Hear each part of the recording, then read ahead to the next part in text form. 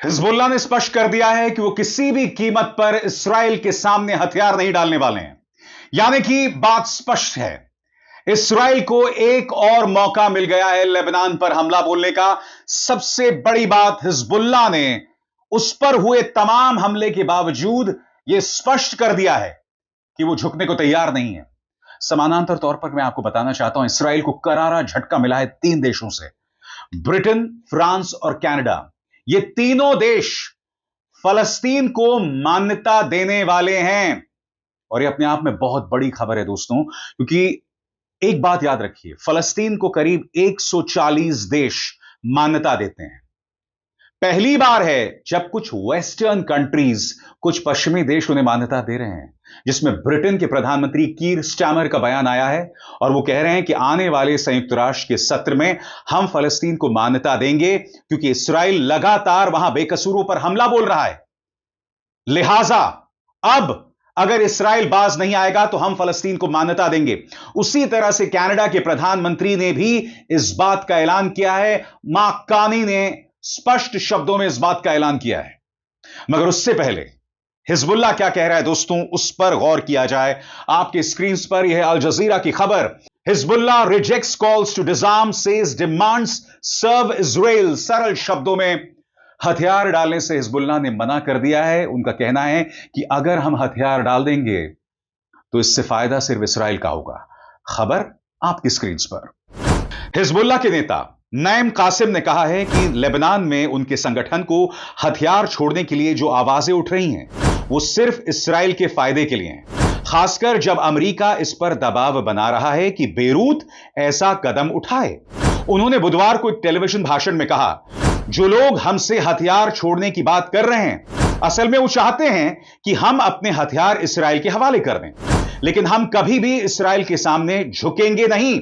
यह बयान उन्होंने इस्राएल द्वारा हिजबुल्लाह के सीनियर कमांडर फुआद शुकर की टारगेटेड किलिंग की पहली बरसी पर दिया। 1 साल पहले फुआद शुगर को इस्राएल ने हमले में मार दिया था और 1 साल बाद यह बयान जारी किया गया है।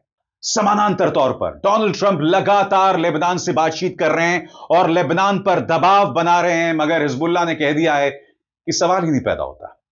खबर, सूत्रों ने रॉयटर्स को बताया कि अमेरिका लेबनान पर दबाव बना रहा है कि वो एक आधिकारिक कैबिनेट फैसला ले जिसमें हिजबुल्लाह को डिसआर्म करने की प्रतिबद्धता हो।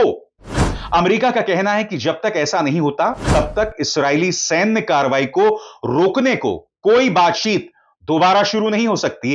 जबकि नवंबर पिछले साल सीज फायर तय हो चुका था, फिर भी हमले अब भी जारी हैं। इस समझौते के तहत हिजबुल्लाह को अपने लड़ाकों को लिटानी नदी के उत्तर में ले जाना था, जो इस्राएल की सीमा से करीब 30 किलोमीटर दूर है। इस इलाके के दक्षिण में सिर्फ लेबनानी सेना और संयुक्त राष्ट्र के शांति सैनिकों को हथियार बंद रहने की इजाजत थी। हिजबुल्लाह ने सार्वजनिक रूप से अपने सभी हथियार सौंपने से इनकार कर दिया है, लेकिन अंदरूनी तौर पर इस पर विचार कर रहा है कि अपने हथियारों की तादाद कुछ हद तक कम की जा सके। और आपको समझना पड़ेगा कि हिजबुल्लाह और हमास पर यह दबाव क्यों है। याद कीजिएगा, जब ईरान और इस्राएल के बीच में 12 दिन का युद्ध चला, आपने गौर किया होगा, हिजबुल्लाह ने दखल नहीं दिया और हमास ने दखल नहीं दिया। इसके 2 कारण हैं। पहला कारण, ईरान इस युद्ध को 2 देशों के बीच रखना चाहता था। वो नहीं चाहता था कि हिजबुल्लाह और हमास इसमें दखल दें। और दूसरी बड़ी बात, हाल ही के दिनों में इस्राएल ने जो हिजबुल्लाह और हमास पर हमला किया है ना, मान के चलिए दोस्तों, उनकी 80% ताकत खत्म कर दी गई है। आज हिजबुल्लाह तेवर तो अपना रहा है, मगर हिजबुल्लाह को भी समझना पड़ेगा कि इससे उसका कोई फायदा नहीं है। सबसे बड़ी बात, अगर इस्राएल सख्त तेवर अपनाता है तो इसमें नुकसान सिर्फ लेबनान की जनता को है। क्योंकि याद कीजिएगा, लेबनान पर किए गए हमले में इस्राएल ने करीब 2,500 लोगों को मार डाला था। 2,500, यह आंकड़ा आम नहीं होता। इसीलिए हिजबुल्लाह जो तेवर अपना रहा है उसके कोई मायने नहीं रह जाते। मगर इस्राएल को अलग तरीके से झटका लग रहा है और वो झटका उसे कोई और नहीं, ब्रिटेन, फ्रांस और कनाडा दे रहे हैं। उसकी चर्चा कुछ देर बाद। मगर आपकी स्क्रीन पर मैं आपको बतलाना चाहता हूं कि हिजबुल्लाह पर कितने मोर्चों से दबाव बन रहा है। पिछले कुछ महीने से हिजबुल्लाह पर लेबनान के अंदर से और वॉशिंगटन की तरफ से यह दबाव बढ़ रहा है कि वो अपने सारे हथियार पूरी तरह छोड़ दें। अपने भाषण में कासिम ने कहा कि वो सीज फायर एग्रीमेंट को सिर्फ लिटानी नदी के दक्षिण तक सीमित मानते हैं। उन्होंने कहा कि अगर कोई इस समझौते को हथियारों से जोड़ रहा है तो मैं साफ कहना चाहता हूं, हथियार लेबनान का आंतरिक मामला है, इसका इस्राएल जैसे दुश्मन से कोई लेना देना नहीं है। इस समझौते के तहत इस्राएल को अपने सारे सैनिक लेबनान से वापस बुलाने थे, लेकिन उसने अब तक 5 ऐसे इलाकों में फौज रखी हुई है जिन्हें वो रणनीतिक तौर पर अहम मानता है। कासिम ने कहा, सबसे बड़ा खतरा तो इस्राएली हमले हैं और ये हमले बंद होने चाहिए। यानी कि इस बात को समझिए दोस्तों, हिजबुल्लाह पर दबाव है, लेबनान पर दबाव है, फलस्तीनी प्रशासन पर दबाव है कि आप शांति समझौते को लेकर शर्तों को मानें, मगर इस्राएल पर कोई दबाव नहीं है। आपके सामने एक और खबर, जो लोग राहत के लिए आ रहे हैं, अब दर्जनों सैकड़ों की तादाद में उन्हें मारा जा रहा है और अब पश्चिमी देश भी इसको लेकर नाराज हैं। इससे पहले कि मैं आपको बताऊं कि ब्रिटेन, फ्रांस और अमेरिका क्या कर रहे हैं, मैं आपको बतलाना चाहता हूं इस्राएल की बर्बरता। इस खबर पर निगाह डालिए। More than 78 seekers killed as starvation worsens in Gaza। यहां पर गजा में फलस्तीनियों पर दोहरी मार पड़ रही है। पहली मार भुखमरी और दूसरी मार जो लोग मदद लेने आ रहे हैं उन पर प्रहार किया जा रहा है। 70 लोगों को मार दिया गया। आइए देखते हैं अल जजीरा की यह रिपोर्ट जो सिहरन पैदा करने वाली है। Welcome to the News Hour. Israeli forces have targeted crowds of starving Palestinians trying to get food across the Gaza Strip. In the north, 25 people have been killed and more than 150 wounded as they tried to collect food. In total, 49 Palestinians searching for humanitarian aid have been killed by Israel's military on Wednesday. यही वजह है दोस्तों, अब पश्चिम में से कई देश इस्राएल के खिलाफ आवाज बुलंद कर रहे हैं। आपकी स्क्रीन पर कनाडा के प्रधानमंत्री मार्क कार्नी ने ऐलान कर दिया है कि अब हम फलस्तीन को रिकॉग्नाइज करेंगे, उसे स्वीकृति देंगे, मगर उनकी एक शर्त है। उन्होंने राष्ट्रपति अब्बास से कहा है कि आप जल्द आम चुनाव करवाएंगे और इसमें हमास का कोई दखल नहीं होगा। मगर कहीं ना कहीं कनाडा से यह सवाल पूछा जाना चाहिए कि इस्राएल ने यह हालत कर दी है फलस्तीन की, गजा की। एक तरह से कहा जा सकता है कि फलस्तीन का अधिकतर हिस्सा इस तरह से बंजर वीरान हो गया है, तमाम बिल्डिंग्स को तोड़ दिया गया है। तो आप चुनाव किन लोगों में करवाएंगे? क्या आपको लगता है इन हालात में चुनाव हो सकते हैं? सुनिए कनाडा के प्रधानमंत्री क्या कह रहे हैं। Canada intends to recognize the state of Palestine at the 80th session of the United Nations General Assembly in September 2025.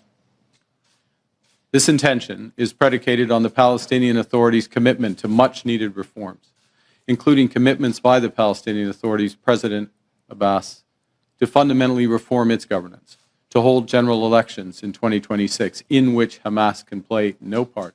और आगे बढ़ने से पहले एक जरूरी संदेश, मेरे कार्यक्रमों के लिए आप नोटिफिकेशन का इंतजार मत कीजिए, मेरे चैनल में जाइए और खुद जाकर कार्यक्रम देखिए और रहिए अपडेटेड। और हां, ज्वाइन कीजिए मेरा चैनल, देखिए यह जरूरी संदेश। स्वतंत्र और आजाद पत्रकारिता का समर्थन कीजिए, सच में मेरा साथी बनिए। बहुत आसान है दोस्तों, इस ज्वाइन बटन को दबाइए और आपके सामने आएंगे ये 3 विकल्प, इनमें से एक चुनिए और सच के इस सफर में मेरा साथी बनिए।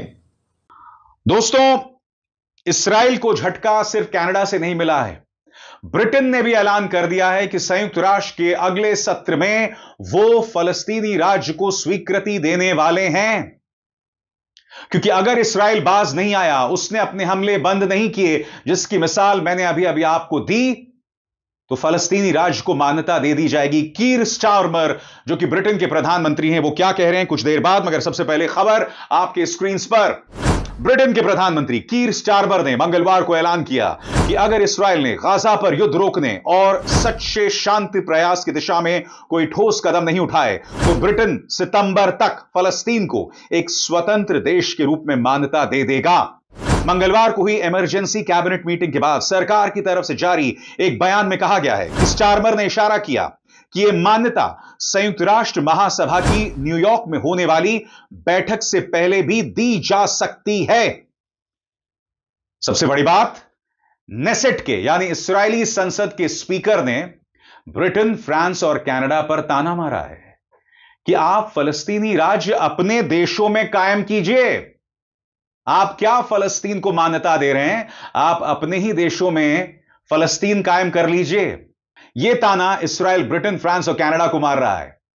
स्टारमर ने, ब्रिटेन के प्रधानमंत्री स्टारमर ने क्या कहा, इस पर गौर किया जाना बहुत जरूरी है।